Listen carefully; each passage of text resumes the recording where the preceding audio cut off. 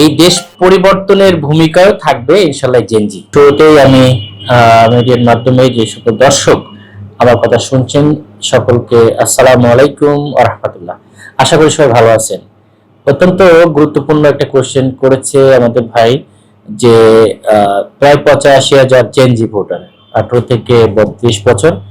তো জেনজির জন্য কি করব আসলে বলতে হলে আই ফিল অলসো যে আমি জেনজির মধ্যে আছি, এরকম একটা ফিলিংস আমার, যেহেতু 24-এর আন্দোলনের সঙ্গে আমি নিজেও একটু সম্পৃক্ততার মধ্যে ছিলাম।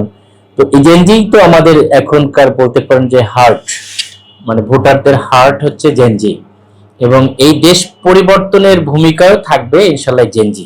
বর্তমান জেনারেশন এত স্ট্রং এই জেনজি, তারা আগামীতে দেশের যে জুলাইয়ের বিপ্লবের যে চেতনা, এটাকে এস্টাবলিশ না করা পর্যন্ত তারা থামবে না আশা করি ইনশাআল্লাহ, এবং তারা এই দেশকে পরিবর্তন করে ছাড়বে।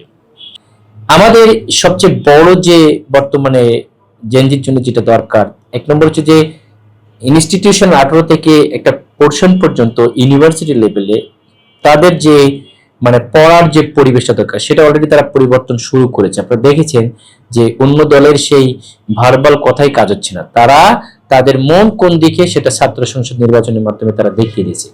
এই ইনস্টিটিউশনালি যে শিক্ষা ক্ষেত্রে আমাদের আমির জামাত যেটা বলেছে, আপনারা খেয়াল করেছেন যে আমরা পারি না কোনটা, আমরা পারি না এইখানে সেই একনায়কতন্ত্র কায়েম করতে, আমরা পারি না ছাত্রদের হলের সিট বাণিজ্য করতে, আমরা পারি না কি তাদেরকে যে র্যাগিং এর করতে। এই কালচারটাকে আমরা পুরোপুরি ধ্বংস করতে চাই। শিক্ষা ব্যবস্থার পূর্ণ পরিবর্তন করে শিক্ষা ব্যবস্থাকে আমরা সংস্কার করবো তাদেরকে নিয়ে।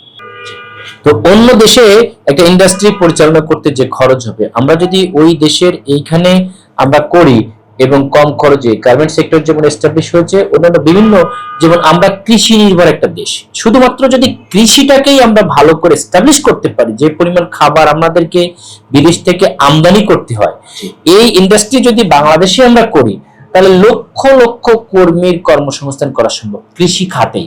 তো তাদের জন্য আমরা কর্মসংস্থানের ব্যবস্থা করব, তাদেরকে আমরা নৈতিকতার শিক্ষায় নিয়ে আসবো। আমাদের অবশ্যই মা বাবার শিক্ষা, তারপরে বড়দেরকে শ্রদ্ধা করা, ছোটদেরকে স্নেহ করা, এবং ছেলে মেয়ে তারা যেন নির্দিষ্টভাবে তাদের স্বকীয়তা বজায় রেখে চলতে পারে, এই পরিবেশটা আমরা তাদের মধ্যে নৈতিকতার শিক্ষায় নিয়ে আসবো।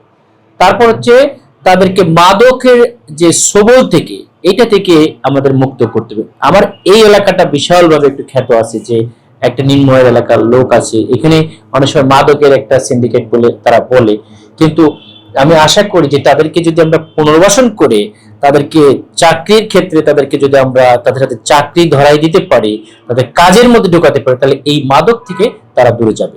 এবং একটার সঙ্গে আরেকটা সিকোয়েন্স, এই মাদকের সঙ্গে সন্ত্রাসের সম্পৃক্ত, সুতরাং মাদক মুক্ত যদি করতে পারি, তাদেরকে নৈতিকতা ট্রেনিং দিতে পারি, তাহলে দেশ সমাজ থেকে সন্ত্রাস দুর্নীতি এটা অটোমেটিক্যালি চলে যাবে, এবং তারা এই সমাজ এই দেশ বিনির্মাণের একটা অংশ হিসেবে, যে জুলাই চেতনা নিয়ে জুলাই বিপ্লব হয়েছে, সেই চেতনার একটা অংশীদারিত্ব হিসেবে রাষ্ট্রকে পরিচালনার তাদেরকে আমি অংশগ্রহণ করাবো, এটাই আমার তাদেরকে প্ল্যান ছিল।